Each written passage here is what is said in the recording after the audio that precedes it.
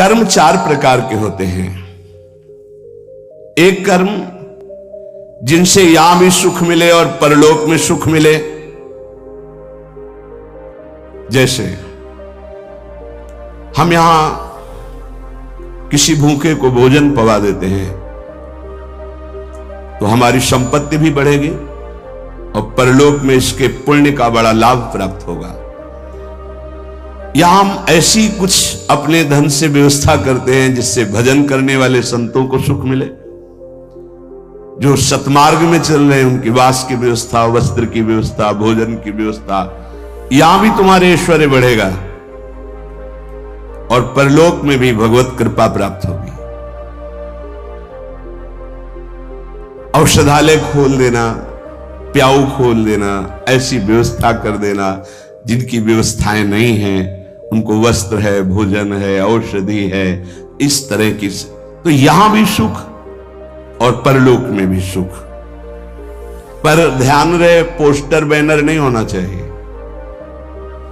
अगर आपने कहीं छपवा दिया या अपनी जबान से कह दिया तो उसका प्रभाव क्षीण हो जाता है। तो ये ध्यान रखो, जिनमें यहां भी सुख मिले और परलोक में सुख मिले उसे सत्कर्म कहते हैं। सत्कर्म गुप्त होना चाहिए, पर अभिमान गुप्त होने नहीं देगा, पक्का। वो चाहे दीवाल से कहेगा जरूर। ये अंदर देख लेना, फूलन आएगी, कहना कुछ तो ऐसा कि बाद में संत पाएंगे, पहले ही परिक्रमा मार्ग में बोर्ड लग जाता है, आज यहां 100 संत सेवा और अमुक जिले के अमुक अमुक अमुक ऐसे। तब ये लगता है कि कैसे तुम नादान बच्चे हो, तुम्हें इतना बड़ा सौभाग्य सुकृत का मिला था, इतना महान सत्कर्म हो, तुमने सब मिटिया मेट कर दिया। ये कर्म तभी परलोक में आपको मिलेगा जब यहां आप गुप्त रखें। दूसरा मतलब पहला है जो इस लोक और परलोक दोनों में सुख प्रदान करे, वो ऐसे धार्मिक सत्कर्म। दैन्यता की मूर्ति, साधुता अपने आप आ जाएगी जब आप ऐसा समर्पण करेंगे। कितने ऐसे, एक नहीं कितने ऐसे जिनको ये है नहीं कि हमारी जानकारी कोई, कि हम कुछ सेवा करते हैं। अहम को पुष्टता चाहिए। इस लोक परलोक में यदि अपने कर्म का जो सुकृत है तो भगवान से प्रार्थना करो कि कोई न जान पावे, ऐसा कार्य करो, तो वो आपको इस लोक और परलोक दोनों में उन्नति प्रदान करेगा। दूसरा, जिनमें यहां भी दुख और परलोक में भी दुख। पहला यहां भी सुख और परलोक में सुख। दूसरा है यहां भी दुख और परलोक में दुख। परिस्त्री गमन, जो दूसरे माताओं के साथ, बहनों के साथ व्यभिचार करते हैं, यहां भी दुख और परलोक में दुर्गति। अगर गृहस्थ हो तो एक पत्नी जो आपने पानी ग्रहण किया है, बस। दूसरा मदिरापान, मद्यपान, यहां भी दुख, परलोक में दुर्गति। द्वैत कीड़ा, जुआ, यहां भी दुख, परलोक में दुर्गति। हिंसा, मांस खाना, यहां भी दुर्गति और परलोक में भी दुर्गति। देख लेना, खूब मांस खा लो, फिर तुम्हारा मांस जब अंतिम समय सड़ेगा ना और तुम्हारी जब दुर्गति होगी तब तुम्हें पता चलेगा। अभी तो खा लो, अभी तो तुम बातें बना लो, समय आएगा तो तुम्हें ऐसा जलाएगा। कभी कभी ऐसा लगता है कि ये मानव देह केवल संत कृपा से ही लाभ ले सकता, अन्यथा नहीं ले सकता। ये कोई पक्षपात की बात नहीं। जिनको संत समागम नहीं मिला है, पूरा पशुवत जीवन व्यतीत हो रहा है, पशुवत जीवन। बस इतना लक्ष्य है, कितना भोग भोग लें, कितना विषयों का सेवन कर लें, बस इतना ही उनका लक्ष्य है। वो चाहे पैसे के बल से, वृद्धावस्था पैसे के बल से, वही विलासिता, वही भोग, सोच नहीं रहे कि किस लिए आया था, क्या करना। यहां भी दुख और वहां भी दुख। जो दूसरों को दुख देता है, हिंसा करता है, व्यभिचार करता है, मांस खाता है, यहां भी दुख और परलोक में भी दुख। तीसरा, यहां सुख, परलोक में दुख। जो कर्जा ले लिया, वापस नहीं किया। कई तरह के ऐसे दूसरों को लूटने वाले, दूसरों के नाना प्रकार से सुख चुराने वाले जो लोग हैं, वो यहां सुख का अनुभव करने के लिए करते हैं। अपहरण कर लिया, ऐसा कर लिया, चोरी कर लिया, ऐसा। इसके बाद का परिणाम परलोक में तो भयानक दुख मिलेगा, और सबसे बड़ा दंड होता है, मन जलता रहता है। कोई भी अधर्म करने वाला मन कभी प्रसन्न नहीं रह सकता, निर्भय नहीं रह सकता। वहीं संत निर्भय रह रहे हैं और वो भयभीत है, प्रतिपल अस्त्र बांधे हुए। जो यहां भोग प्रधान जीवन है, दूसरे का सुख छीनता रहता, छल कपट, बहुत कपटी स्वभाव होता है लोगों का।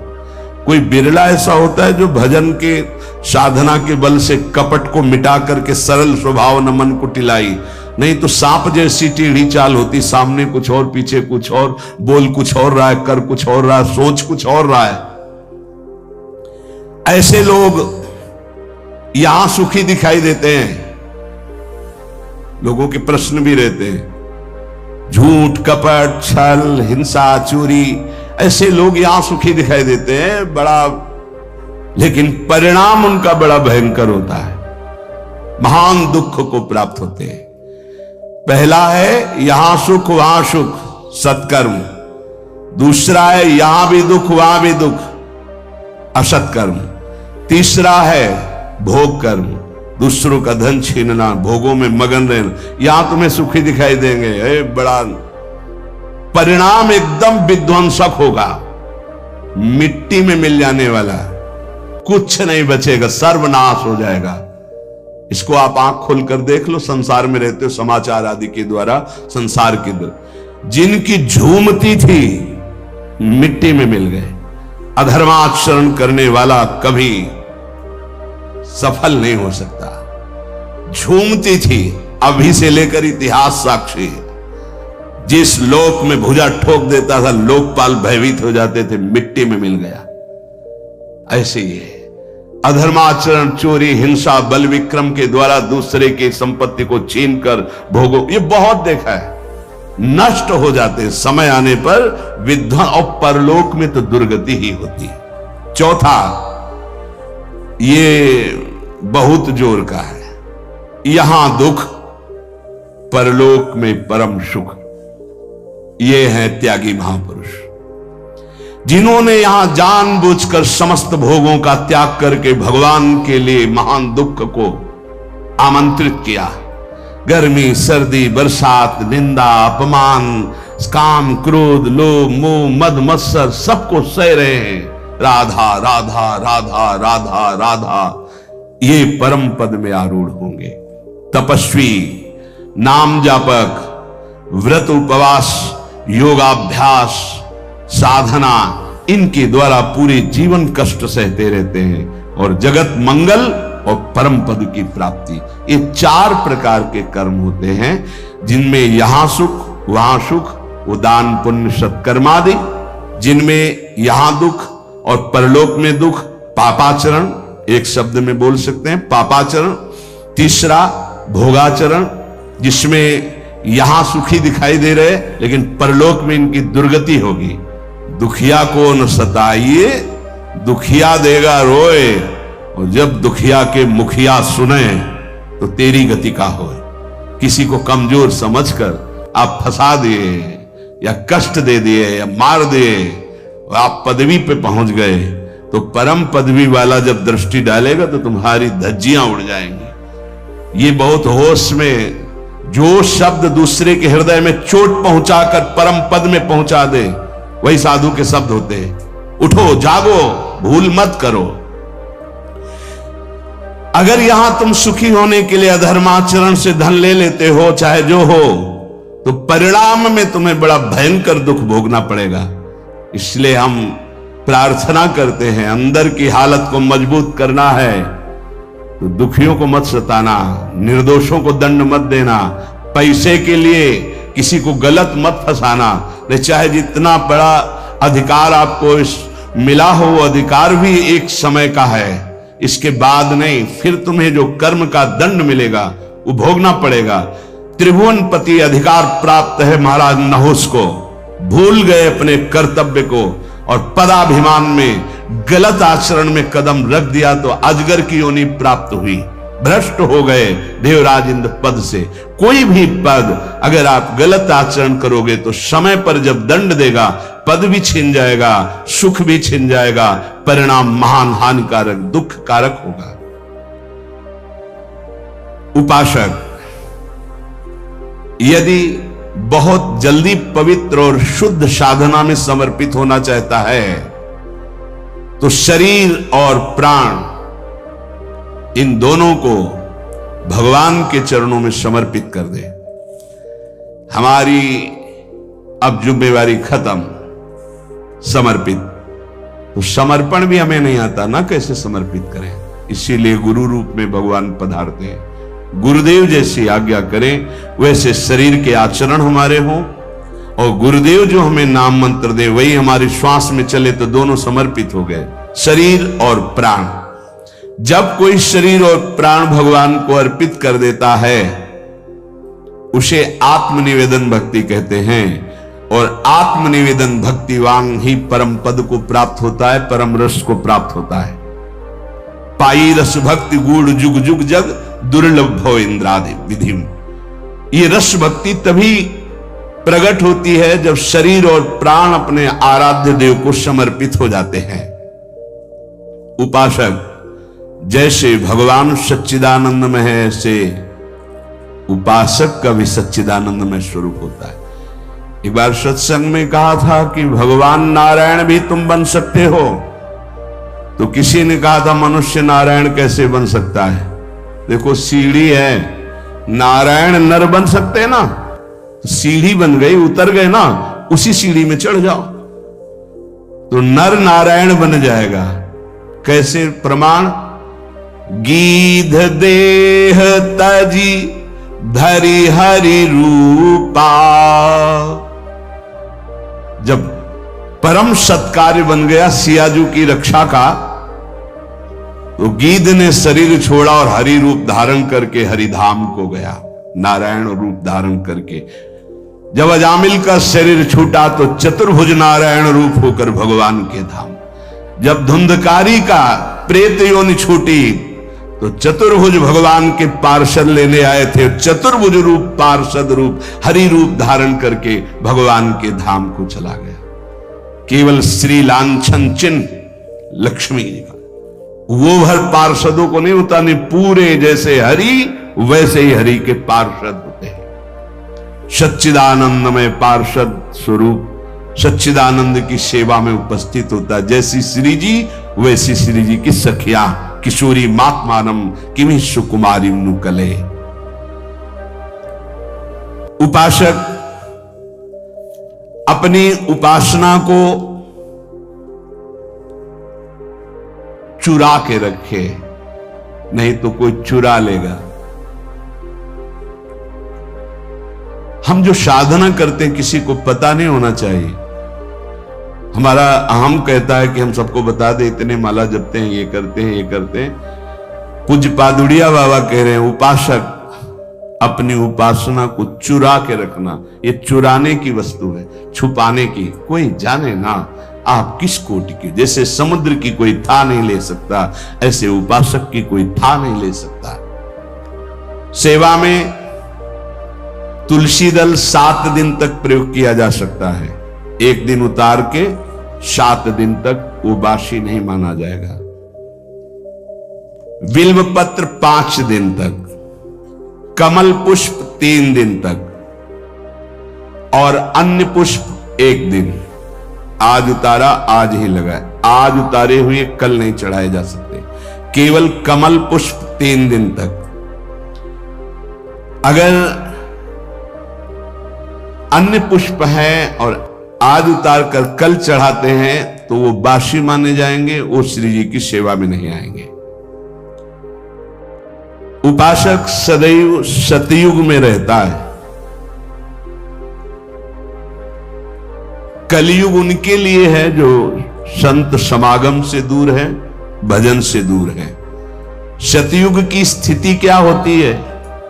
सतयुग के वासी जो उपासक है, उनमें हर समय विचार में पवित्रता होती है, मंत्र जाप में तन्मयता होती है, नाम जाप में तन्मयता होती है, आराध्य देव के ध्यान में मगन रहते हैं और वो निरंतर परोपकार, भगवत सेवा, समाज सेवा, वो सतयुग में ही रहते हैं। अगर ये बात है तो सतयुग में ही हो। जो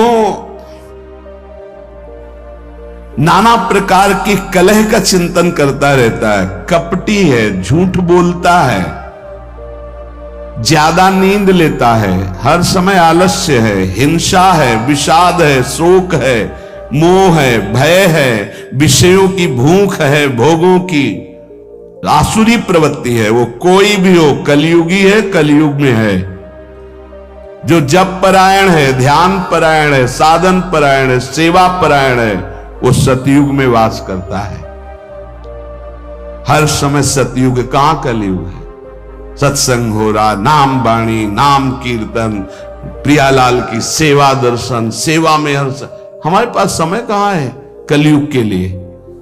कलयुग जो बुलावा देते हैं उनके पास जाता है, अपने पास समय कहां है कलयुग के लिए? झूठ, कपट, तंद्रा, निद्रा, हिंसा, विषाद, व्यसन, व्यभिचार, मोह, भोगों की प्रबलता, आसुरी प्रवृत्ति, ये कलयुग है। अगर चित्त में इन सब का राज्य तो कलयुग। उपासक सदैव सतयुग में रहता है, सदैव। देख लो, उपासक सदैव सतयुग में रहता, कलयुग में नहीं। ये अगर लक्षण है तो कलयुग है, नहीं तो कोई कलयुग नहीं। कहां कलयुग है? हाँ, कलयुग का स्थान बताया गया, शराब पीना, व्यभिचार करना, मांस खाना, जुआ खेलना, चोरी करना, तो उसी में आ जाता है झूठ, कपट, तंद्रा, निंद्रा, हिंसा, विषाद, शोक, मोह, भय, भोगों की प्रबलता, राक्षसी प्रवृत्ति, ये कलयुग का स्वरूप है। उपासक विषयी भक्त से बच के रहे। यहां विषयी पुरुष नहीं कहा, ये न्यायाधीश के वचन, पूरे आजीवन यही साथ रहे हैं। विषयी पुरुष से तो हम समझते हैं कि विषयी पुरुष है, पर यहां कह रहे विषयी भक्त से बच के रहे। भक्ति का बाना है और विषय सेवन का अंदर से स्वाद है, तो हम बाना भेष से, हम उद्देश्य से संत मानते हैं। उद्देश्य तुम्हारा भगवत प्राप्ति भजन है तो हमारे मित्र हो, और उद्देश्य नहीं है तो बच के रहना। यहां कह रहे हैं उपासक विषयी भक्त से बच के रहे, क्योंकि हमारी श्रद्धा होगी कि भगत है और विषयी है तो संसार का राग प्रकट हो जाएगा, जो राग हमारे भजन मार्ग में बहुत बाधा पैदा करेगा। क्योंकि ये राग और द्वेष सतमार्ग के लुटेरे हैं, श्री भगवान गीता जी में कह रहे हैं। जो भक्त विषयी है, हमें उसका संग नहीं करना। क्यों? क्योंकि उसके संग से विषयों का राग प्रकट हो जाएगा। राग और द्वेष, भगवान कह रहे इंद्रियस्यार्थे राग द्वेषौ व्यवस्थितौ तयोर्नवशमागच्छेतौ ह्रस्य परिपंथिनौ। हे अर्जुन, इंद्री के प्रत्येक विषय में राग और द्वेष ये छुपे रहते हैं। अनुकूलता, प्रतिकूलता। उपासक को ना अनुकूलता में न प्रतिकूलता में, अर्थात न राग में न द्वेष में, दोनों में नहीं फंसना, क्योंकि ये दोनों इस मार्ग के लुटेरे हैं, खाली कर देते हैं, लूट लेते हैं। श्रोत्रेंद्रिय, त्वचा इंद्रिय, नेत्र इंद्रिय, रसेंद्रिय, घ्राणेन्द्रिय, इसके विषय हैं शब्द, स्पर्श, रूप, रस, गंध। पूरी सृष्टि के भोग इसी में आ जाते हैं। इसमें कुछ में साधक का राग रहता है और कुछ में द्वेष रहता है। राग अनुकूलता, द्वेष प्रतिकूलता। जब तक अनुकूलता प्रतिकूलता राग और द्वेष बना रहेगा तब तक साधक की उन्नति नहीं हो सकती, आध्यात्मिक उन्नति। ये बड़ा सूक्ष्म विषय जगत गुरु भगवान श्री कृष्ण वर्णन कर रहे हैं।